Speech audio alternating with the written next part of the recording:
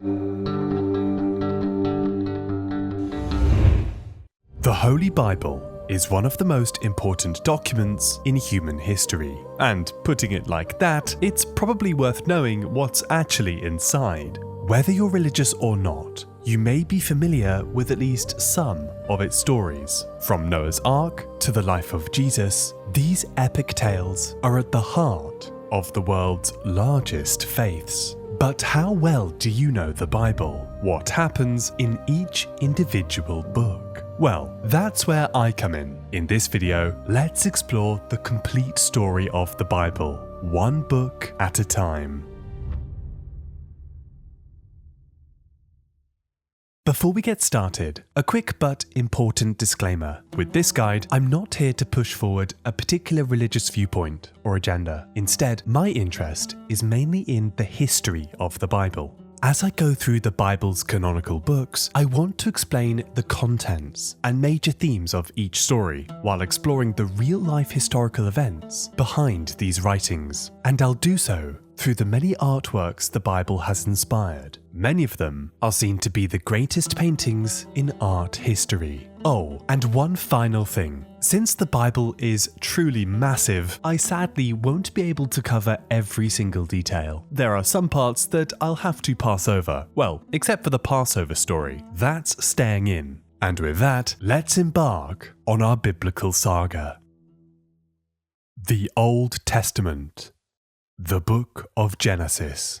In the beginning, God created the heavens and the earth. And with these opening lines, our story begins. The Book of Genesis is the first book of the Bible, which explores the history of the Jewish people. But let's begin with the creation story and the start of, well, everything. The Bible doesn't say what came before this point. All that we do know is that there was God, a supreme cosmic deity, who speaks the universe into existence over a period of 6 days. And God said, "Let there be light," and there was light. After creating the stars, seas, and wild animals, God then makes a being to rule over them. So God created mankind in his own image. In the image of God, he created them. Male and female, he created them. After this busy first week of work, God is understandably a little tired and decides to rest on day 7. The creation story is one of the most famous sections of the Bible, but while it appears first in the narrative, it was likely written relatively late in the Bible's history. As we shall see, some of the oldest material in the Bible is found elsewhere.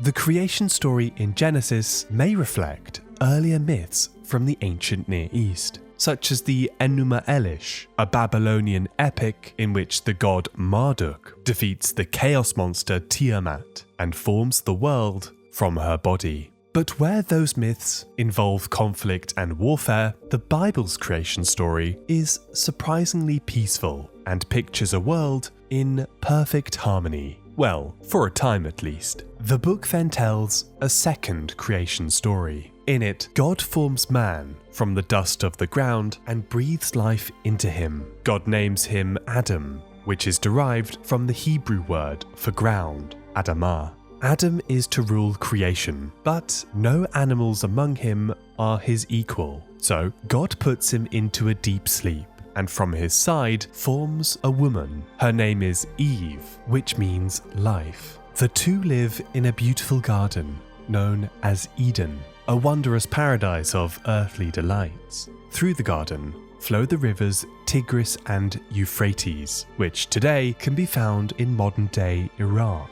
As the couple wander through Eden, God allows Adam and Eve to do as they wish, and to eat from any tree, except for one. You must not eat from the tree of knowledge of good and evil, for when you eat from it, you will certainly die. Perhaps you know what happens next. You see, it isn't long for a talking snake to tempt Eve to eat the fruit, promising that she will be like God himself. Despite her initial hesitation, Eve eats from the fruit, and with it, her eyes are opened. I'm sure you've seen this depicted in Christian art, but did you know that these depictions aren't entirely accurate to the original story? Firstly, the fruit is never actually identified as an apple. That idea comes from a Latin wordplay between malus, meaning evil, and malum, which is apple. Instead, the fruit might have actually been a pomegranate, an ancient symbol of knowledge and fertility, which appears frequently in the Bible. Secondly, many have also assumed that the snake must be Satan, but this idea was largely popularized through works like Paradise Lost in the 1600s. In the original story, the snake is never explicitly named, and may just be a talking serpent. Regardless, Adam eats the fruit as well, and suddenly the couple both realize their nakedness, and it isn't long for God to discover their shame. Because of their disobedience, God curses humanity with hardship and banishes Adam and Eve from the garden. They cannot return, for a cherub wielding a flaming sword now guards the gate. Despite only existing for a few days, Adam and Eve have managed to royally mess things up for the rest of us. And the remainder of the Bible follows God's attempt to restore this broken relationship. But for the time being, things are about to get a whole lot worse. Out in the wilderness, Adam and Eve have two sons, whom they call Cain and Abel. One day, the brothers decide to make a sacrifice to honor God. While Cain offers crops, God seems to prefer Abel's offering of meat. Overcome with jealousy, Cain attacks his brother, killing him. Despite this being the first murder in history, God decides to spare Cain and places a mark on his face, condemning him to wander aimlessly across the earth. Despite Eve being the only woman mentioned in our story, humanity begins to multiply and spread across the earth. In these early days, people are said to have lived much longer than today. For example, Adam is said to have lived for 930 years, while his descendant Methuselah reached the age of 969, making him the oldest human in the entire Bible. As the humans begin to spread, so too does their wickedness and violence, especially after a group of renegade angels decide to mate with human women and produce a cursed race of giant offspring known simply as the Nephilim. Watching this debacle unfold from above, God quickly begins to regret creating humanity, and so he plans to destroy his creation with a great flood. But he decides to make one exception: a man called Noah and his family. God commands Noah to build a great boat known as an ark, and to gather two of every animal inside. Soon, God sends down the rain, and the earth is engulfed by the waters. All those left behind are swept away. After 40 days and nights, the waters begin to recede, and the ark comes to rest on Mount Ararat. Shortly after exiting the ark, Noah performs an animal sacrifice, presumably ending one entire species there and then. Anyway, God promises never to flood the earth again, and seals his covenant with a rainbow. The story of Noah's Ark is another one of the Bible's greatest hits. It too has ancient parallels. A very similar flood myth appears in the Epic of Gilgamesh. Tablet 11 tells the story of a man called Utnapishtim who builds a great boat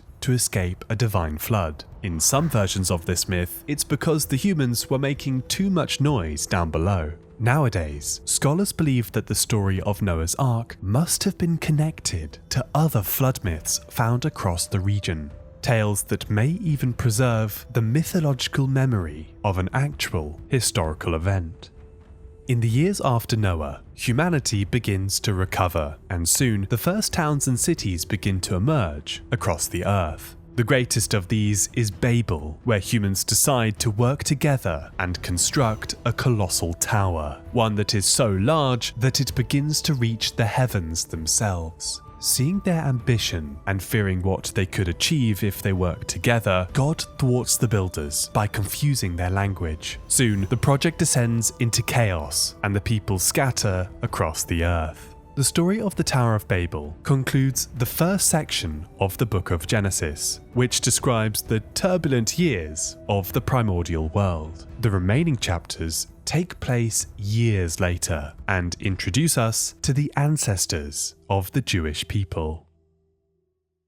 In the early days of human civilization, one of the first true cities to develop was Ur in southern Mesopotamia. Surviving clay tablets describe a bustling city with all sorts of people, from tax collectors to shady copper merchants. But according to the Bible, one of its most famous inhabitants was a man called Abram. In the story, God speaks to Abram and promises him that he will become a father of a great nation, and his name will be a blessing among all people. Abram is told to leave Ur and journey to the land of Canaan, where his descendants will one day settle. And so, Abram travels west to the Promised Land. During their travels, a number of stories unfold, including how Abram's nephew, Lot, escaped the violent destruction of Sodom and Gomorrah. According to the story, the inhabitants of the city attempted to assault a pair of visiting angels. As punishment, the city is engulfed in flames. Many perish, including Lot's wife, who looks back at the burning city and is turned into a pillar of salt. Once Abram arrives in Canaan, God renews his promise with him and changes his name to Abraham, meaning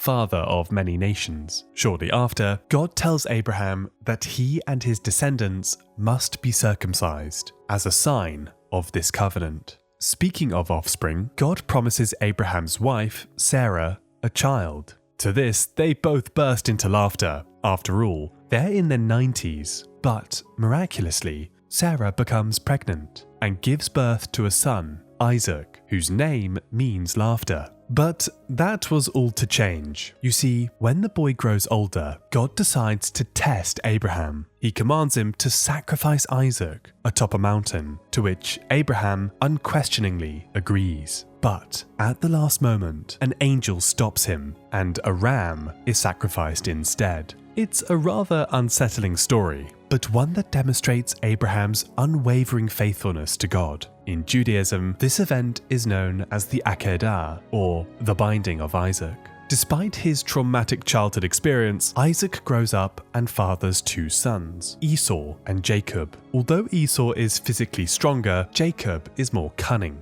In one story, Jacob deceives his elderly father Isaac by dressing up as Esau and tricks him into giving him the blessing meant for his brother. Esau is understandably enraged, and Jacob flees to the countryside.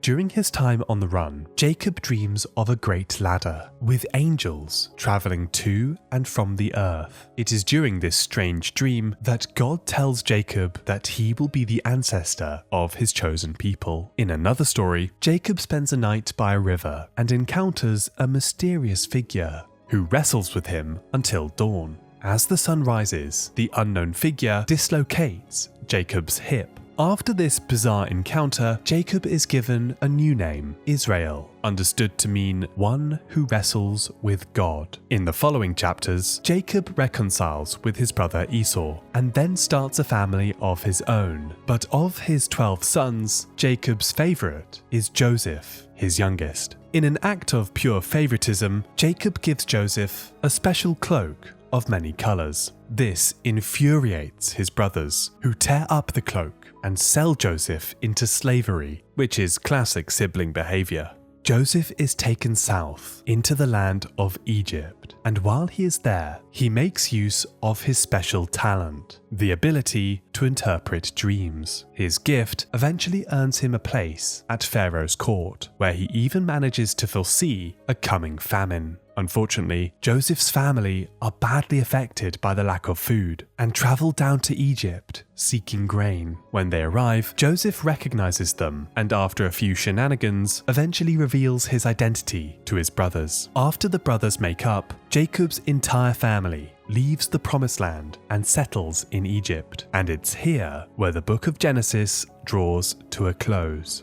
From the creation of the world itself to the lives of the patriarchs of Israel, Genesis contains some of the most beloved stories in the Bible. And these tales all have one thing in common. They explain the origin of things, which is, in fact, the meaning of the word Genesis. In their original context, these stories were likely read out loud. So, in honor of this, I've created an audiobook series on my Patreon where I'll read passages from the Bible, starting with Genesis.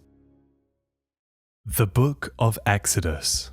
The word Exodus means the way out and tells the story of how the Jewish people escaped slavery in Egypt. The man that led them is one of the most important figures in the entire Old Testament, and his name is Moses. After the days of Joseph, the people of Israel begin to settle in Egypt, and true to God's promise to Abraham, their numbers begin to increase rapidly. But as the Israelite population multiplies, the ruling Pharaoh becomes afraid, fearing that one day they might revolt and take his kingdom, and so he enslaves them. To keep their numbers low, he orders for the sporadic killing of Hebrew infants. One of the few babies to survive is Moses, who is spared when his mother places him in a reed basket and sends him down the Nile. Against all odds, the basket arrives at Pharaoh's daughter, who adopts the child and raises him in the royal court. Moses grows up to be a great prince, but is largely sheltered from the suffering of the outside world. But one day, he witnesses a Hebrew slave being beaten by an Egyptian overseer. Consumed with rage, Moses kills the Egyptian and flees to the desert of Midian.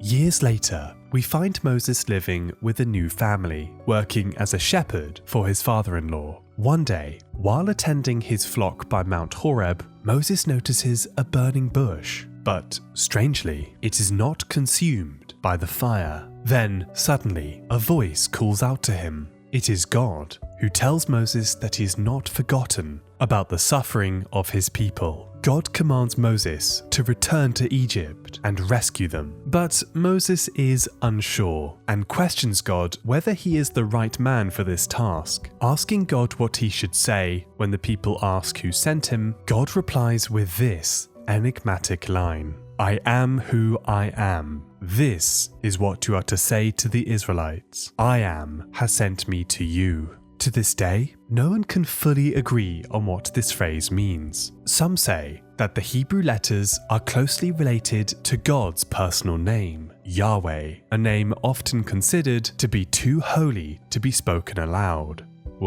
Moses returns to Egypt and with his brother Aaron demands that Pharaoh release the people of Israel. Pharaoh denies his request and instead increases the enslaved people's workload, an act that will unleash disastrous consequences. Through Moses, God sends 10 plagues upon the people of Egypt. First, the river Nile turns to blood, which is followed by a plague of frogs, gnats, flies, pestilence, boils, hail, locusts, and then total darkness. But the 10th plague is the worst of them all. Moses tells the Hebrews to mark their doors with the blood of a lamb in order to spare their households from the, quote, destroyer. That night, God passes over Egypt and spares the homes that have been marked. For the homes that remain unmarked, the life of the firstborn child is claimed. Shortly after the devastation of the 10 plagues, Moses orders the Hebrews to flee from Egypt. They leave in such a hurry that even their loaves of bread have no time to rise by morning. Despite the head start, Pharaoh gathers together his army to pursue the people. They are chased to the Red Sea, which blocks their path to escape. But then Moses stretches out his hand and the waters miraculously part, allowing a route to safety. Once the final person makes it through, the waters close behind them, drowning Pharaoh and his many chariots. Having made it to the other side, the people start to celebrate and sing songs of thanks to God. This includes Moses' sister, Miriam, who describes God as a warrior who vanquishes his enemies. "I will sing to the Lord, for he is highly exalted. Both horse and driver he has hurled into the sea." Known as the Song of the Sea, this hymn is believed to be one of the oldest passages in the Bible and possibly dates as far back as the Bronze Age. The language is highly archaic and is far more ancient in style than the surrounding passages. It's as if you're reading Shakespeare and it suddenly shifts to Beowulf. Having made it to the other side, the Israelites stop at Mount Sinai, where God calls Moses to the summit. There, Moses is given 2 tablets, upon which are etched the 10 Commandments, 10 sacred laws that establish the bedrock of God's relationship with his chosen people. And the first commandment is the most important of them all. You shall have no other gods before me. This famous line has often been seen as establishing monotheism, the idea of one single God. Having received the 10 Commandments, Moses descends the mountain, eager to impart God's law to his chosen people. But while he was away, the Hebrews have been, misbehaving. In their excitement, they have created a golden calf and have even begun to worship it. In doing so, they have broken the second commandment, which forbids idol worship. Enraged, Moses smashes the stone tablets on the ground and then treks back up Mount Sinai to humbly ask God for a copy.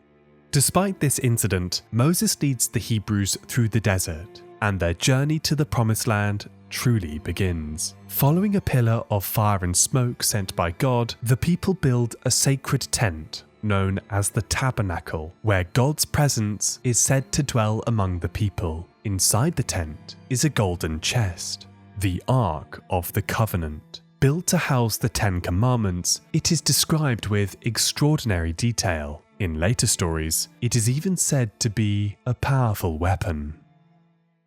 The Book of Leviticus. If you attempt to read the Bible from end to end, I think the book of Leviticus will be the first major obstacle. So far, it's been action-packed storytelling, but now we get into a very dry subject, the law. You see, while Moses was atop Mount Sinai, there were more laws than just the 10 Commandments. In fact, God gave Moses 613 of them in total, and nearly half of them are in this book. Leviticus is a massive collection of rules, from which burnt offerings are appropriate for God to how to observe holy days. While wading through all of them might seem like an arduous task, these laws give us a glimpse into the religion of ancient Israel. Many of these rules are for the priestly class, the Levites, and so Leviticus may have been a handbook for those working at the ancient Jewish temple. Of course, much of this book contains rules and regulations designed for the wider population,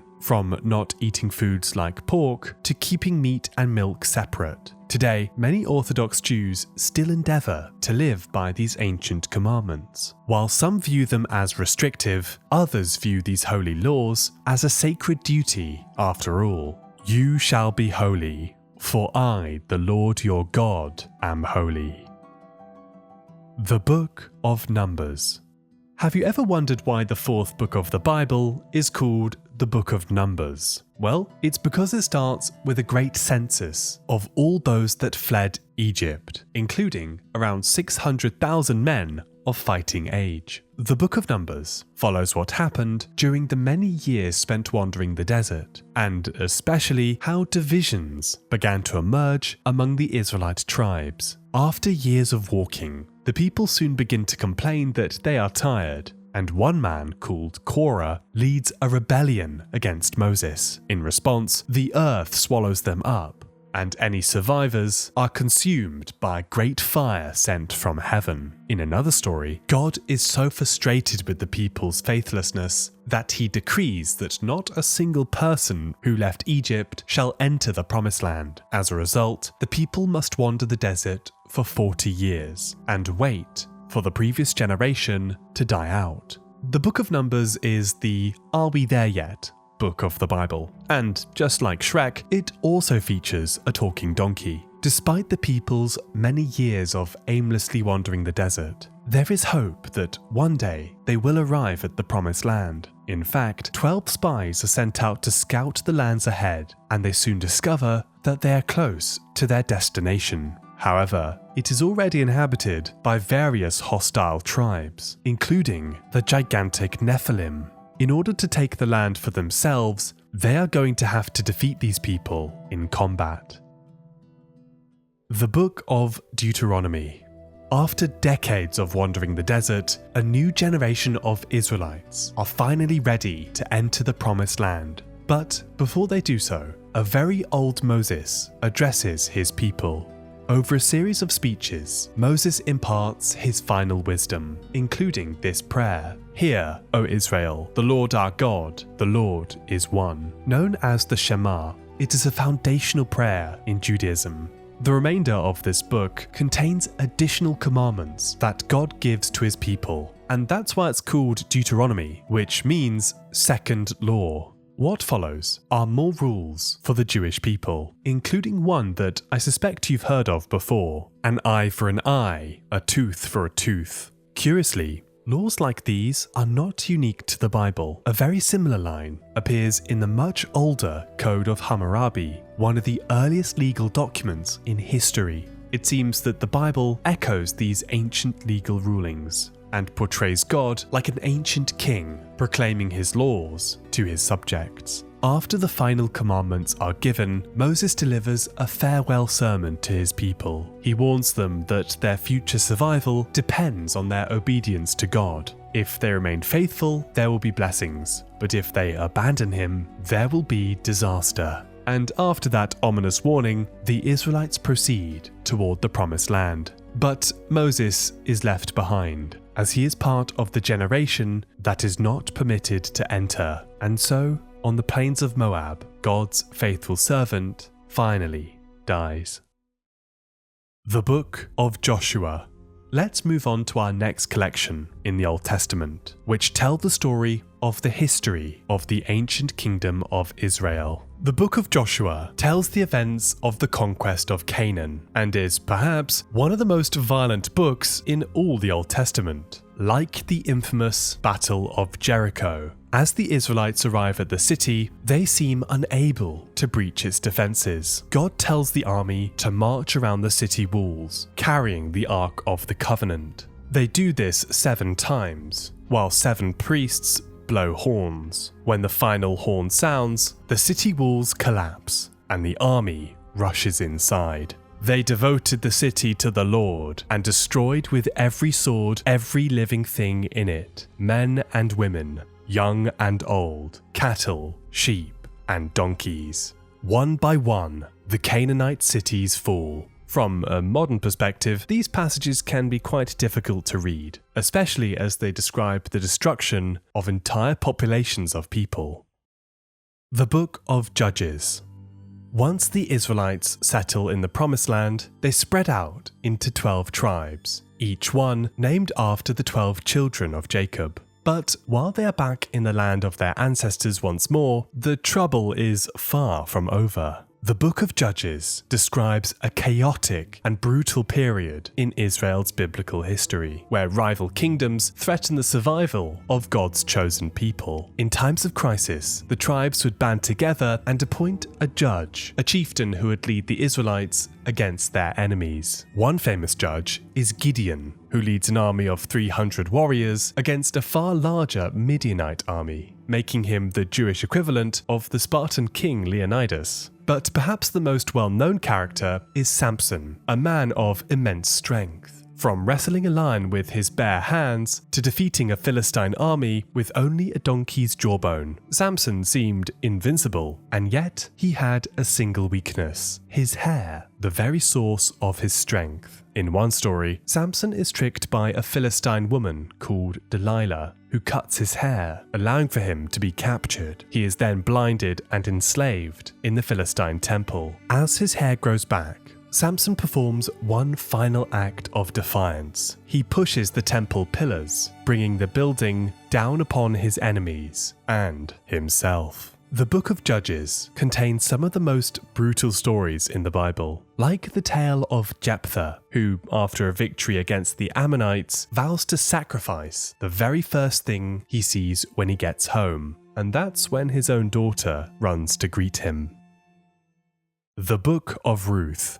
Alright, it's been a little heavy so far. Time for a more uplifting story. Introducing Ruth, one of the few books named after a woman. Set during the chaotic time of Judges, it tells the story of a Moabite woman who falls upon tough times and becomes a refugee. In her desperation, she travels with her mother-in-law, Naomi, to the Israelite town of Bethlehem. Despite being a foreign worker in the land, she is accepted by the community and takes a job as a farm worker. Her devotion impresses the townsfolk, including a man called Boaz, whom she later marries. Soon, they have a child together called Obed, who will be the grandfather of one of Israel's greatest kings. The Book of Ruth is a pretty short but uplifting story, one about loyalty, kindness, and the power of second chances.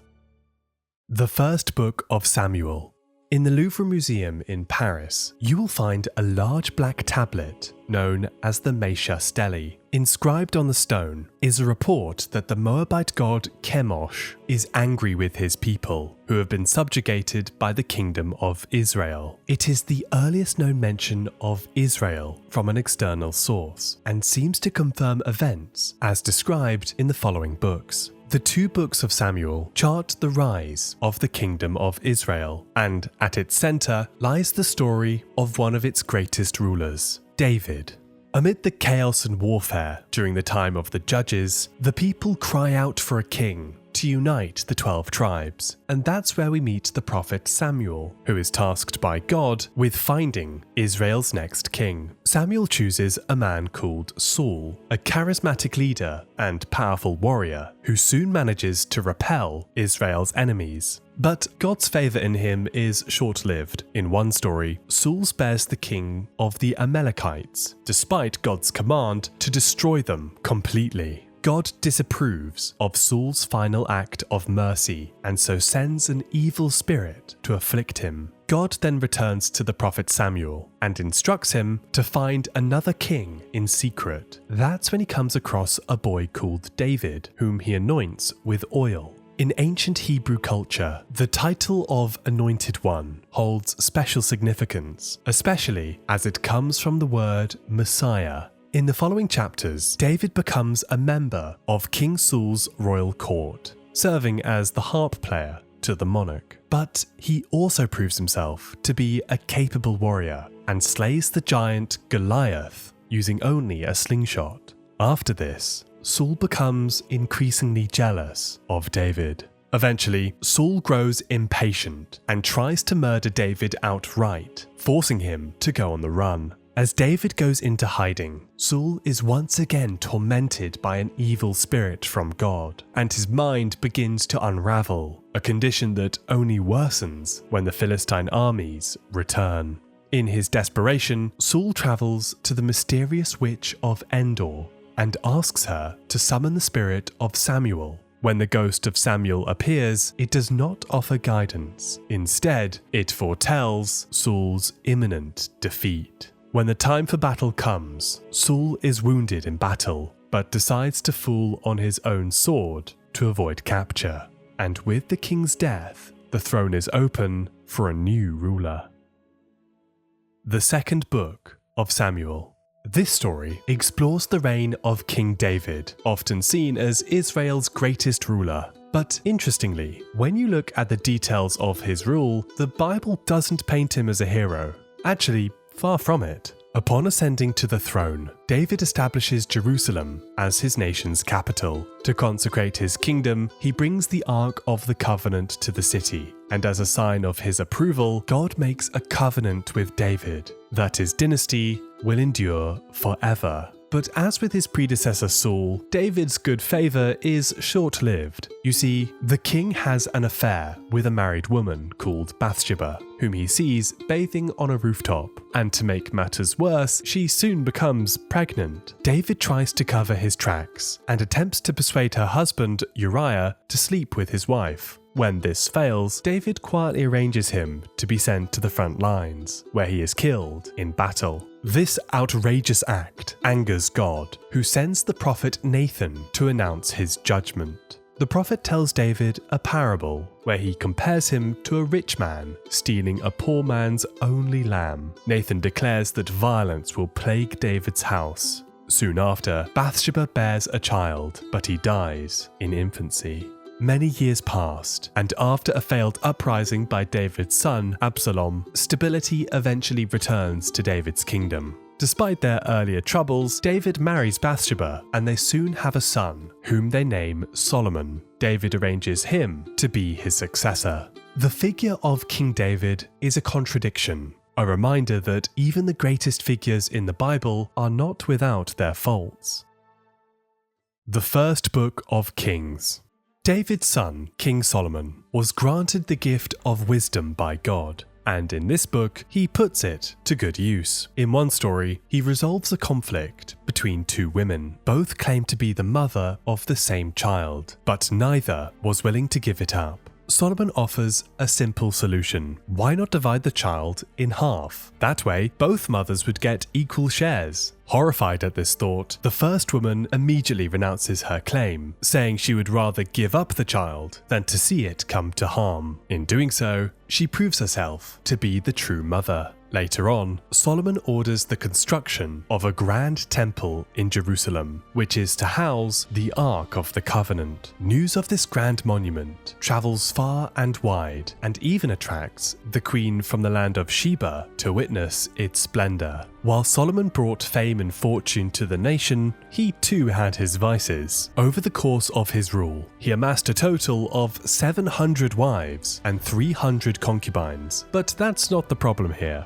Instead, the Bible tells us that these women were often from foreign nations and brought with them the worship of other gods, breaking the first law of the 10 Commandments. Upon Solomon's death, his kingdom soon splits between two territories, a northern kingdom, which keeps the name Israel, and a southern kingdom, which is called Judah. And from this point, things start to go horribly wrong. In the following years, the northern kingdom starts adopting pagan gods. One of the worst cases comes with King Ahab and his queen Jezebel, who institute the worship of the weather god Baal. During this difficult time, God appoints a prophet called Elijah to restore the faith of Israel. In one famous scene, Elijah challenges the prophets of Baal on Mount Carmel, asking their God to cool down fire from above. Taking the challenge, Baal's prophets create a large altar but fail to light the sacrifice. In response, Elijah douses his own altar with water and then prays. Suddenly, a great fire falls from heaven and consumes the offering. The second book of Kings. After his adventures as a prophet, Elijah is carried into heaven by a great whirlwind with chariots of fire. But before he left, he appointed a successor, Elisha, to try to restore the faith of Israel. While Elisha did many good deeds, there's one passage that has always stood out to me as being rather strange. As he was walking along the road, some boys came out of the town and jeered at him. "Get out of here, Baldy," they said. "Get out of here, Baldy." He turned around, looked at them, and called down a curse on them in the name of the Lord. Then 2 bears came out the woods and mauled 42 of the boys. Even now, I'm trying to figure out exactly what the message is, but I think it's something like, don't make fun of hair loss? The second book of Kings continues the story of the divided kingdoms of Israel and Judah, and how things go from bad to worse, especially as powerful empires begin to stir in nearby lands. So far in this video, I've mentioned briefly the other people who lived in the region. But let me introduce you to some of them who play an important role in this story. Starting with the Assyrian Empire. From the 9th century BC onwards, the nation of Assyria began to expand its borders. The empire began to threaten neighboring states, including the petty kingdoms of Israel and Judah. These Assyrian raids are frequently mentioned in the Bible, but curiously, outside the Bible as well, like the black obelisk of Shalmaneser III, which shows the Assyrian king standing triumphantly over conquered nations. One of them is believed to be King Jehu of Israel, who is groveling at the feet of his new master. It's one of the only contemporary depictions of a biblical king in existence. In 722 BC, the northern kingdom of Israel is conquered by the Assyrians. The southern kingdom of Judah just manages to survive by becoming a vassal state. During this difficult period, some Jewish kings attempt to renew the nation's faith in God, but it appeared that he was no longer on their side. Despite these challenges, Judah continued to hold on, just in time for an even greater threat to emerge.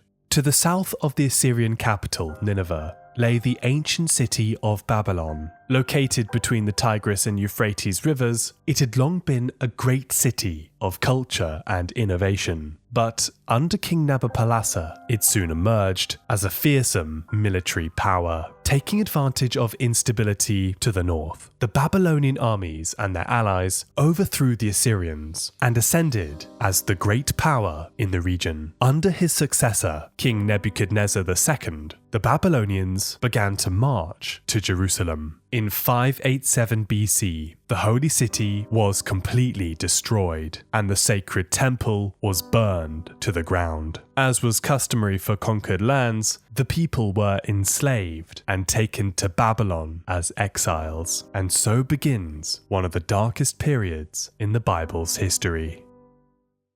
The first and second books of Chronicles. The destruction of Jerusalem and the exile in Babylon triggered a profound religious crisis among the people. The loss of Jerusalem and its temple was tantamount to the defeat of God himself. We'll return to the devastation of the exile in the following books, but first, the curious case of 1st and 2nd Chronicles. You see, these two books are actually a recap of the entire story so far, especially on the reign of King David and his successors. As they largely summarize the events we've just explored, I shan't go over them again here, but what Chronicles do reveal is something about the history of how the Bible first emerged. During the exile in Babylon, Jewish scribes began to collect various hymns and folk stories and compile them into larger writings, stories that spoke about God and his relationship with his people. It is in this context that the very first biblical texts began to emerge, and arguably laying the foundations of Judaism as we know it today.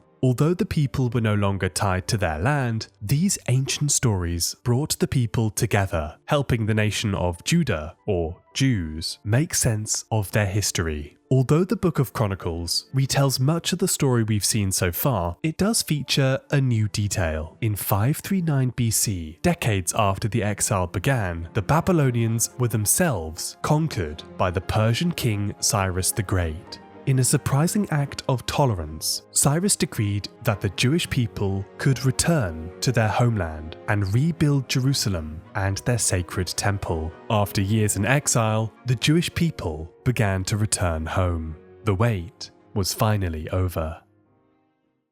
The Book of Ezra.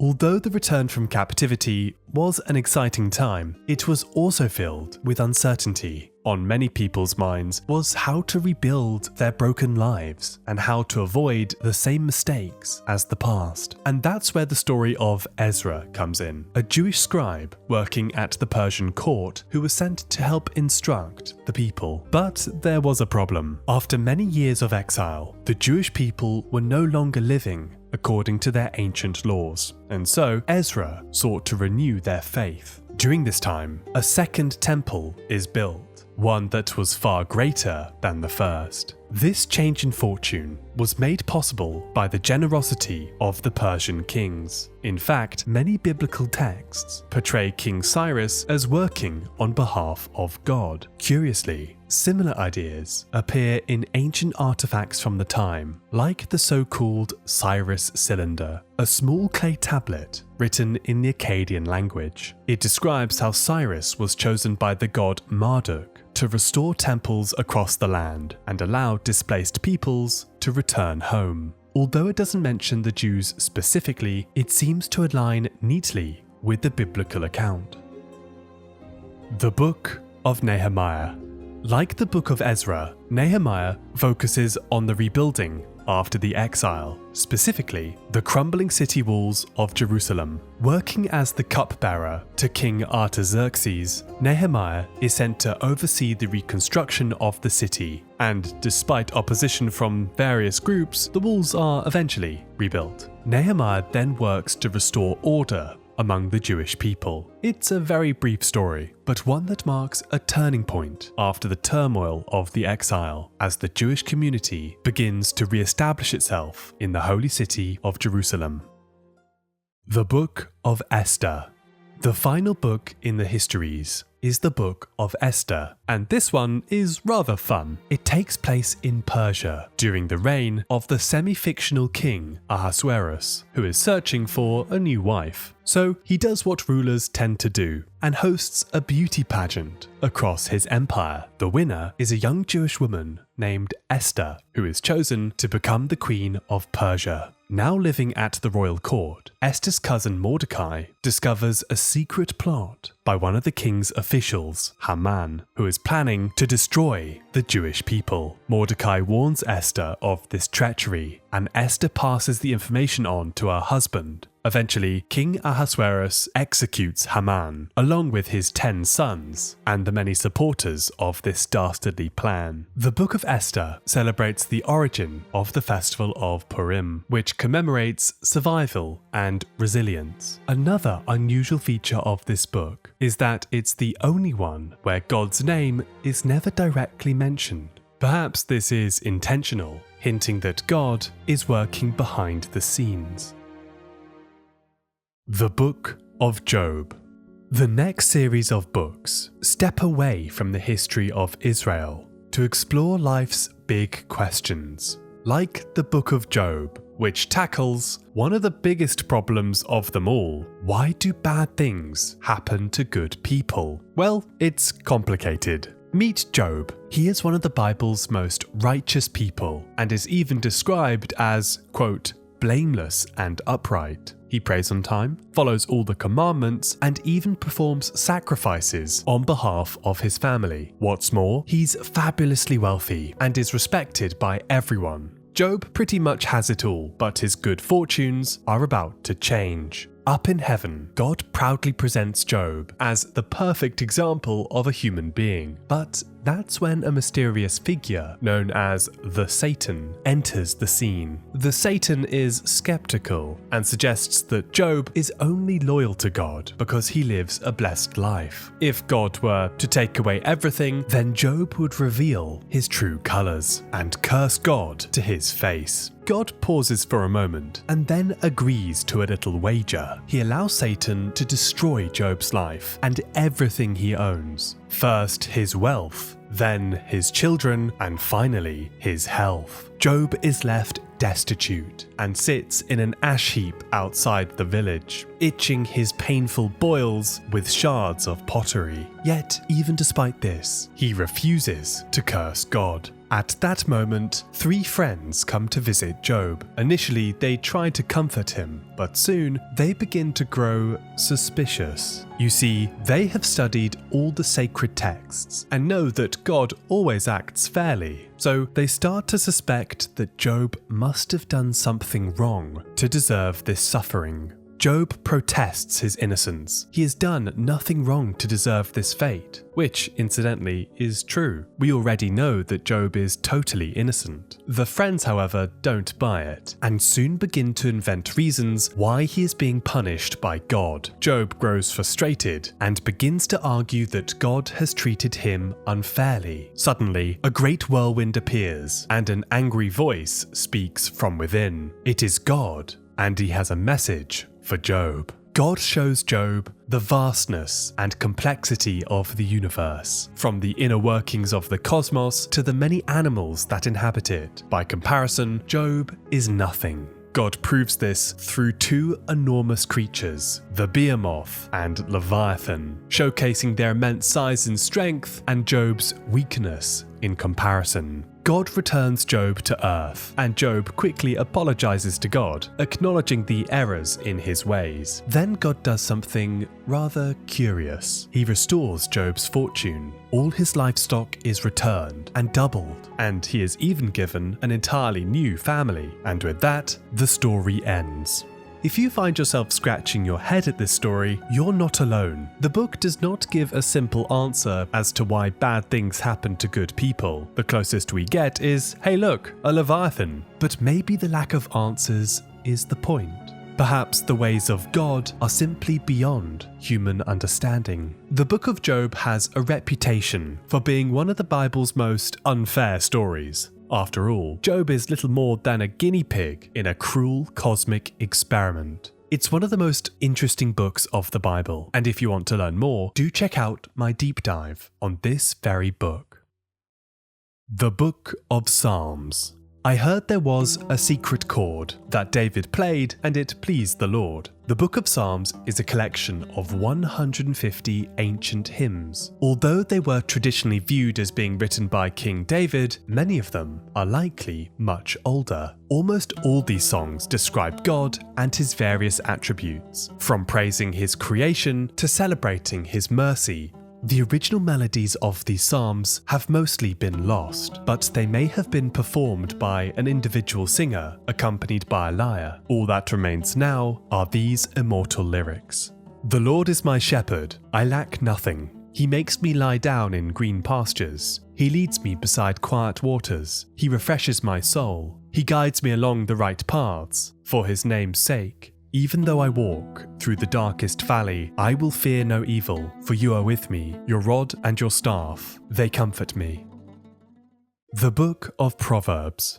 Where the Book of Psalms is a collection of songs, the Book of Proverbs is a collection of sayings. Many of them are traditionally attributed to King Solomon, who, if you remember, was known for his wisdom. The entire book is like a field guide on how to live well, exploring the virtues of wisdom to the pitfalls of foolishness. Some of the most well-known ones are rather straightforward, but others are a little more unusual. As a dog returns to its vomit, so fools repeat their folly. Some even seem to contradict each other. Do not answer a fool according to his foolishness, or you will be just like him. Answer a fool according to his foolishness, or he will be wise in his own eyes. In any case, the basic idea underlying the book is that the world follows principles woven into the cosmos. If people act wisely and live well, things will generally work out for the best. It's a comforting idea, but one that is challenged in this next book. The Book of Ecclesiastes. Of all the books in the Bible, this one is perhaps the most bleak or uplifting, depending on your perspective. The Book of Ecclesiastes is a collection of meditations by a mysterious figure simply called the Teacher, a man who has lived a long life and has seen everything under the sun. After all his years of searching, the Teacher has finally found the meaning of life. Meaningless, meaningless, says the Teacher. Utterly meaningless. Everything is meaningless. It's quite the announcement. The word here for meaningless, sometimes translated as vanity, is from the Hebrew word hevel, which means smoke or vapor. The Teacher compares much of what we do in life to grasping at smoke. No matter what we achieve, in a few generations, we will be all but forgotten. It's an unsettling thought, but the Teacher may be onto something. Perhaps human life really is nothing more than a single breath in an infinite, empty cosmos. The Teacher's distressing revelations are what we would now refer to as an existential crisis, and the Book of Ecclesiastes is perhaps one of the first recorded examples in world literature. Now, for some, this all might seem a little depressing, but it needn't be. You see, life's fleeting nature brings with it a gift. Freedom. The freedom to experience what the world has to offer. The freedom to define yourself within it. The freedom to enjoy life while it lasts. It's actually a conclusion that the Teacher himself arrives at. After all his years of searching and being confused by the absurd realities of life, he imparts this final piece of wisdom. Go. Eat your food with gladness, and drink your wine with a joyful heart, for God has already approved what you do. Always be clothed in white, and always anoint your head with oil. Enjoy life with your wife, whom you love, all the days of this meaningless life that God has given you under the sun.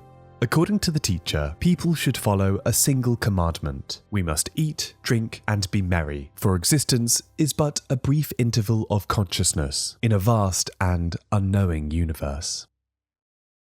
The Song of Songs. The Song of Songs is a Hebrew idiom meaning the greatest song in the world, but this is just a tribute. Like all timeless pieces of music, the Song of Songs is based on love. It follows a pair of lovers likening the other person to the wondrous beauties of the natural world. But some of these descriptions can get a little out of hand. Your teeth are like a flock of sheep just shorn, coming up from the washing. each has a twin. Not one of them is alone. Now, there's one confusing thing about this book. Why does the Bible feature love poetry? Many have tried to answer this question. For early thinkers, the book is often seen as an allegory, perhaps the soul's quest for God, or perhaps it's God's affection for his people, or maybe it's Jesus' love for the church. But while all these are possible, it may just be a simple love poem. After all, similar pieces of literature were common across the ancient Near East. In Egypt in particular, there are a number of poems that compare love to the wonders of the natural world. The Book of Isaiah.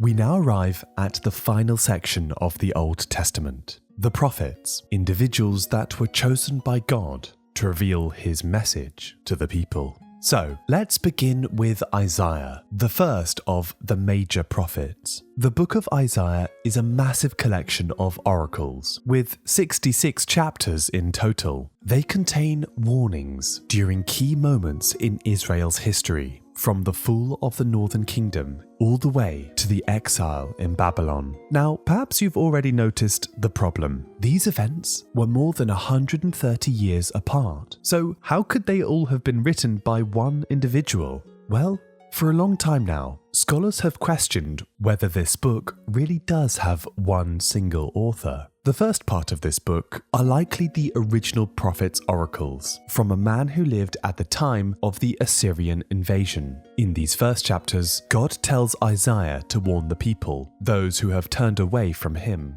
For their sins, the nation will be punished by foreign powers. Despite this warning, there is hope, for Isaiah speaks of a future king from the line of David, one who will bring peace and justice. Now, this line is particularly popular for Christians, where it is often read at Christmas. But perhaps my favourite story from Isaiah is the moment he is chosen to be God's prophet. Isaiah has a vision in which he is inside the Jerusalem temple, and before him is the throne of God. All around him are seraphim. Of course, Isaiah is terrified and fears that his mouth is too unclean to preach the word of God. That's when one seraph flies towards him and places a hot coal between his lips to purify his speech. Despite Isaiah's warnings, during the time of the Babylonians, Jerusalem is destroyed, and it's here where another series of prophecies take place. Known as Deutero-Isaiah, this part of the book often describes God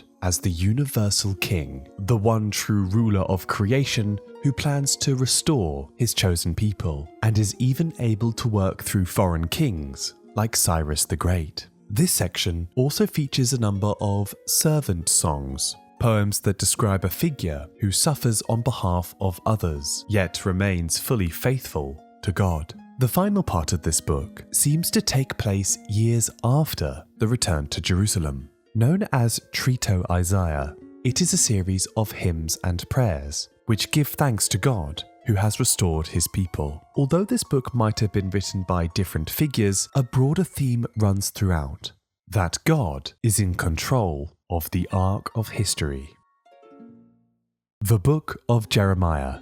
On the ceiling of the Sistine Chapel, you will find this painting of the prophet Jeremiah. It shows him with a hand over his mouth, seemingly lost in anguished meditation. It's a fitting image, for Jeremiah is often known as the weeping prophet. The Book of Jeremiah is a collection of his prophecies. Set during the eve of the Babylonian invasion, God calls Jeremiah to warn the people of Judah. Because they have turned away from God and worshipped other deities, their nation will soon be destroyed. Alongside these oracles of doom, the book of Jeremiah also contains some glimmers of hope. It predicts that even after the destruction, God will one day restore his people and will make a new covenant with them, after which the nation will finally be obedient to him. Despite his prophecies, the people fail to listen to Jeremiah. The prophet is mocked, beaten, and even thrown into a pit.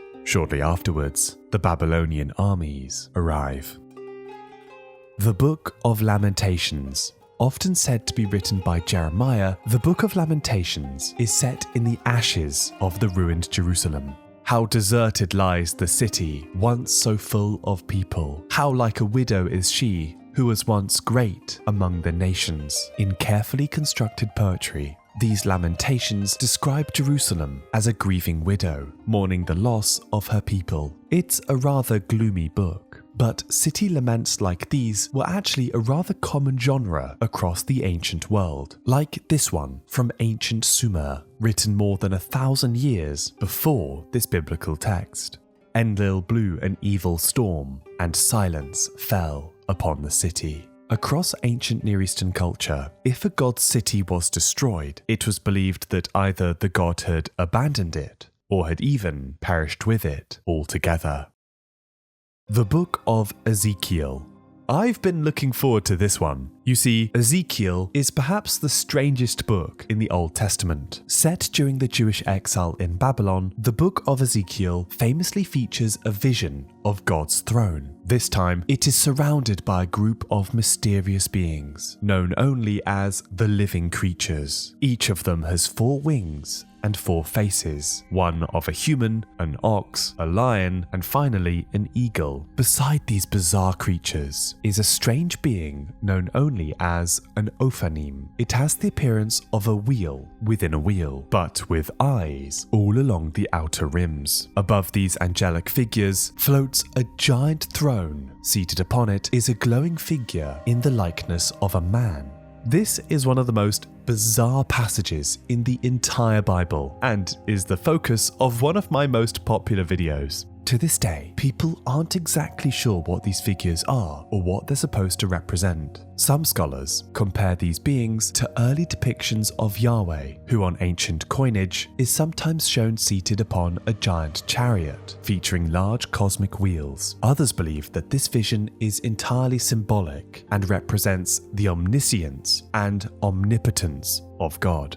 After this magnificent vision of God's throne, Ezekiel is commissioned to speak on his behalf. But in order to announce God's prophecies, Ezekiel must first eat a scroll, which contains God's precise wording. Despite the many sins of the people, God refuses to abandon them, and he demonstrates this with another strange vision. In it, Ezekiel sees a valley filled with dry human bones. Suddenly, the bones begin to reanimate and connect together. Soon, the bones grow flesh and return to life. Aside from being a terrifying image, this acts as a metaphor that the broken image of Israel will one day be restored. The final prophecy in the book of Ezekiel is also worth mentioning, mainly because it is very, very long. Over the course of several chapters, Ezekiel describes a vision of a new temple. He does so with extraordinary detail and even provides precise architectural measurements, down to the lengths of the walls and the dimensions of the various courts. Although a second temple was eventually rebuilt, curiously, the building that Ezekiel describes is entirely hypothetical. Some believe it refers to a building that is yet to be built. The Book of Daniel. The Book of Daniel is set during the time of the exile and follows a man called Daniel, a prophet who helps interpret the dreams of the Babylonian king Nebuchadnezzar, the same ruler, if you recall, who laid siege to Jerusalem. In one dream, Nebuchadnezzar sees a giant statue made of different materials, from a head made of gold to feet made of iron and clay. Then, suddenly, a great stone falls from the sky and destroys the statue. Faced with this bizarre dream, Daniel suggests that each part of the statue represents a different, powerful kingdom in history, and that the stone refers to an eternal kingdom that is still yet to come. In another story, Nebuchadnezzar throws Daniel's companions into a fire for refusing to abandon their faith. Yet, miraculously, they survive unharmed. Afterwards, God punishes Nebuchadnezzar, making him go mad and causing him to wander around like an animal. One thing I like about the Book of Daniel is it contains the origin of a popular phrase, like the idiom, the writing on the wall, which describes the inevitability of a coming event. This phrase comes from the feast of Prince Belshazzar, where he and his guests drink from vessels stolen from the Jewish temple. Then, suddenly, a mysterious hand appears on the wall, interrupting the feast. It writes the words Mene, Mene, Tekel, Uparsin, words that foretell the fall of Babylon. Of all the stories in Daniel, by far the most famous is the one where the prophet is thrown into a den of hungry lions. To come to his rescue, God closes the mouths of the animals, and Daniel survives unharmed. The final part of the book of Daniel focuses on a series of prophecies, where, believe it or not, things get even stranger, like a series of visions featuring monsters rising out of the sea. These include a lion with eagle's wings, a bear raised on one side, a leopard with 4 wings and 4 heads, and finally, a terrifying 4th beast with teeth made of iron. Then, finally, Daniel sees a figure who appears like a, quote, Son of Man, who will establish an everlasting dominion after these beasts. Like the book of Ezekiel, the book of Daniel is a really strange text, and certainly deserves a deep dive of its own. It's one of the earliest examples of apocalyptic literature, a genre of writing that became popular in the Second Temple period. It comes from the Greek word apocalypsis, meaning reveal, and often centers around strange and disturbing visions. Many of them concern the end of the world. This book is also an odd one out among the Old Testament. You see, parts of this book are written in Aramaic, a cousin of the Hebrew language, one that came to be spoken in the centuries before the time of Jesus. This suggests that the book of Daniel might have been written towards the end of the Old Testament period. We now arrive at the final books of the Old Testament, the 12 minor prophets. Now, because there are quite a few of them, and they're each relatively short, I've set myself a little challenge to keep each description to under a minute. Ready, set, go. The book of Hosea. Set in the northern kingdom of Israel, God calls on the prophet Hosea to pronounce judgment on those who worship other gods, but does so in a very unusual way. God tells Hosea to marry a woman called Gomer, who later proves to be unfaithful to him. This is all just to illustrate a point. Just like Hosea was cheated on, the nation of Israel has cheated on God. God then tells Hosea to take his wife back, even after she's been unfaithful, an act that represents how one day God will take Israel back as well. The book of Joel. A swarm of locusts devastates the land, leading to widespread famine. The prophet Joel interprets this as a sign of God's judgment, or possibly the symbol of an invading army. He calls on the people to repent and warns of a coming day of the Lord, which will be much, much worse. After the nation prays, God relents and promises to restore the land. The book of Amos. Perhaps the oldest prophetic book in the Bible, Amos tells the story of a shepherd from the countryside who is called to criticize the corruption of society, especially the rich, those who lie down on beds of ivory, while the poor break their backs. Because of the moral failure of the nation's leaders, Amos speaks of a disaster that is yet to come. The book of Obediah. An extremely short book, Obadiah is a prophecy against the Edomites, a neighboring kingdom to the east of Israel, who are descended from Esau, the brother of Jacob. Because the Edomites did not help Jerusalem in its hour of need, God will wipe them from the face of the earth. The book of Jonah.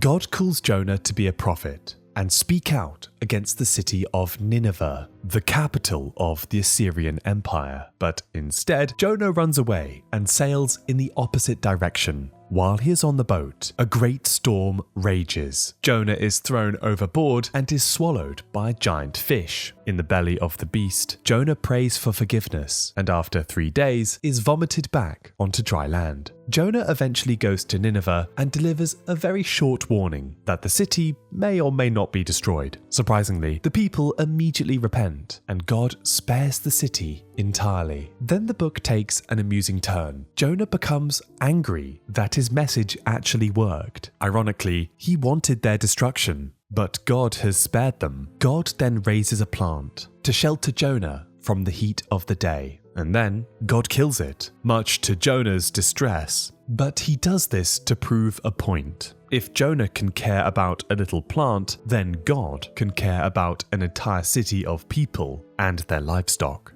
The book of Micah.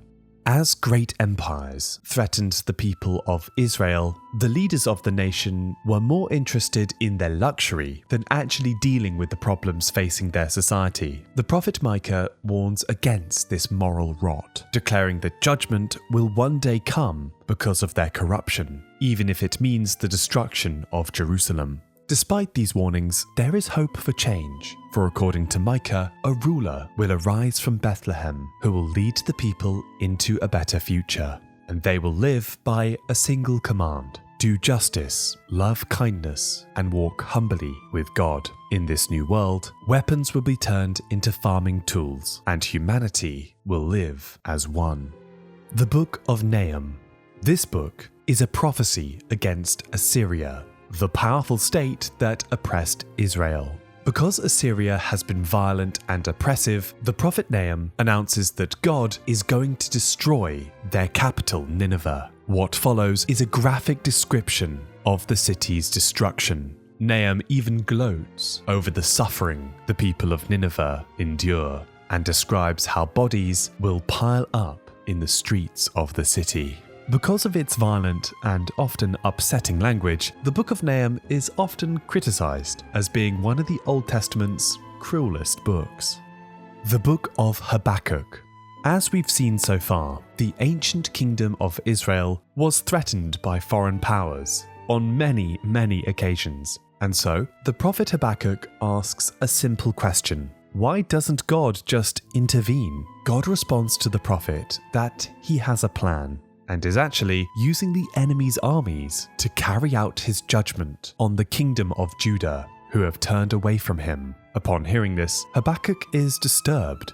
Why would God do such a thing? God tells Habakkuk that while evil empires like Babylon might triumph for a while, its sins will ultimately lead to its downfall. Only then will justice be restored. The book ends with Habakkuk choosing to trust God, even in the face of suffering. The book of Zephaniah. The book of Zephaniah is a scathing critique of idol worship and a warning that a great judgment, called the Day of the Lord, is on its way. The Day of the Lord will be a time of great chaos and destruction, especially for those who have been unfaithful to God. But afterwards, a faithful remnant will survive the destruction, and a better world will emerge from the ashes of the old one. The book of Haggai. This obscure story is set after the Babylonian exile, when the people have returned to Jerusalem. But while the citizens are busy rebuilding their homes, the temple lies unfinished. The prophet Haggai is sent to encourage them to work on the temple first, promising that if they do, God's blessing will return to the city. Eventually, the people are convinced and get to work completing the temple. The book of Zechariah. This book contains a series of apocalyptic visions. There are 8 of them in total, like a golden lampstand, a flying scroll, and even a woman being carried away in a basket. These strange visions are believed to symbolize the final restoration of Jerusalem and the rebuilding of the temple, somehow at least. The book also describes a scene from the future and mentions the coming of a Messiah who will ride on the back of a humble donkey. This king will defeat evil once and for all. The book of Malachi. The final book in the Old Testament is set after the return from the exile, where the prophet Malachi notices that the people have become careless with their faith. Even the priests are showing signs of corruption once more. Malachi challenges the people to renew their covenant with God and not to repeat the same mistakes as the past. The book ends with a promise that a messenger will come to prepare the way before the day of the Lord finally arrives.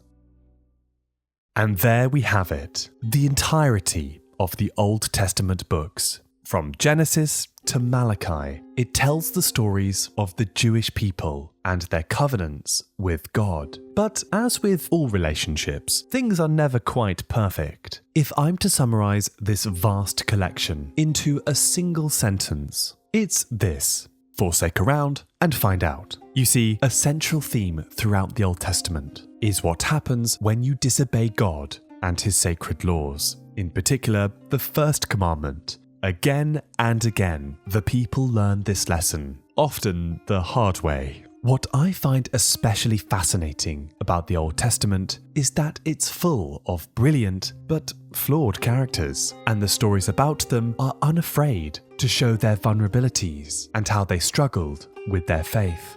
I also find the wisdom books particularly interesting, especially as they contain profound observations on the nature of the universe and our place within it. To me, these writings are some of the finest works of ancient philosophy penned in any language. Now, for Jewish people, these books make up the entirety of their sacred scripture, and they are known as the Tanakh. But for Christians, the Bible story doesn't quite end here. You see, in the centuries to come, there was a person who many believe fulfilled these ancient Jewish prophecies, and the writings about him are the focus of these next books. The New Testament, the Gospel of Matthew. By the time of the 1st century AD, a great deal has changed for the Jewish people. They are now living under the rule of a new empire, the Romans, and are governed by local client kings, or directly by Roman officials. They were also deeply unpopular, especially as they demanded harsh taxation from their subjects. In response, the Jewish people would often rise up against their overlords, holding to the promise that God would one day save them. Many of these hopes centered on the Messiah, a descendant of King David, whom the ancient prophets said would restore Israel and be crowned King of the Jews. Amid this troubled context, accounts soon began to emerge of a preacher called Jesus of Nazareth, a man who gained a large popular following and was even said to fulfill these ancient prophecies. The Gospel of Matthew is one of the 4 accounts of the life of Jesus. They each tell a different version of the same story, and Matthew's Gospel aims to show that Jesus is the long-awaited Jewish Messiah, as foretold by the ancient scriptures. The story begins with Jesus' birth, or nativity, where a young woman called Mary discovers she has become pregnant through mysterious circumstances. Her husband, Joseph, suspects that she has been unfaithful and secretly plans to divorce her.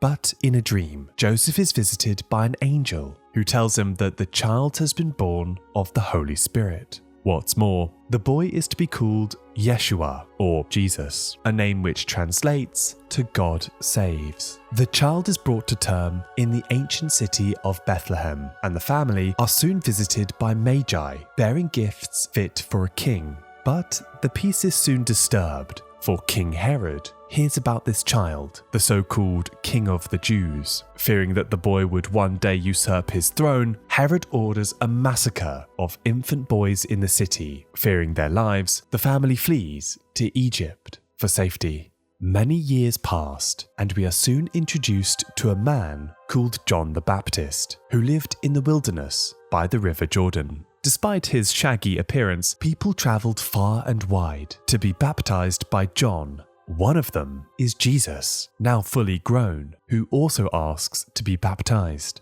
As soon as the waters touch his head, the heavens open, and the Spirit of God descends like a dove. Then a voice from heaven announces, "This is my Son, whom I love. With him I am well pleased." Shortly after, Jesus heads into the desert, where he fasts for 40 days and 40 nights. But while he is there, he is tempted by the devil, who tries to persuade him to use his powers for personal gain. Jesus resists each time and displays his knowledge of the ancient teachings. Sometime later, Jesus is walking by the Sea of Galilee and calls on 2 fishermen, Simon and Andrew, to join his party. They accept, and become his first disciples. Afterwards, Jesus travels around performing miracles, healing the sick, and driving out demons. Over time, large crowds begin to follow him and want to hear Jesus preach. What follows is the famous Sermon on the Mount, the first of 5 major discourses in this gospel. It begins with a series of blessings, known as the Beatitudes, in which Jesus declares that a great reversal is about to take place. In this so-called kingdom of God, those who are currently dispossessed and powerless will inherit the earth. It soon becomes clear among Jesus' disciples that this person may be more than just an ordinary man, especially when Jesus takes them up a high mountain, where he is transfigured and shines with a radiant white light. Alongside him are the ancient prophets, Moses and Elijah.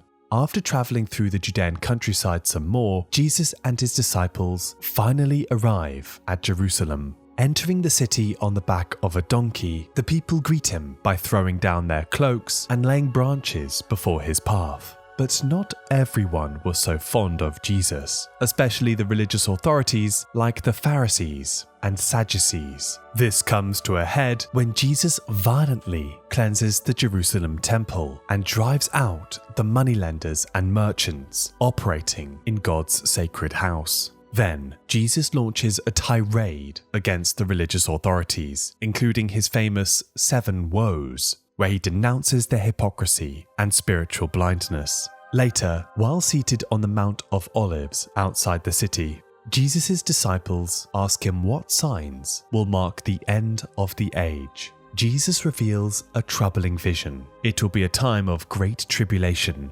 Nations will be at war. Natural disasters will plague humanity, and false prophets will spread deceit. But shortly after, a large trumpet will sound, and the Son of Man will return in glory.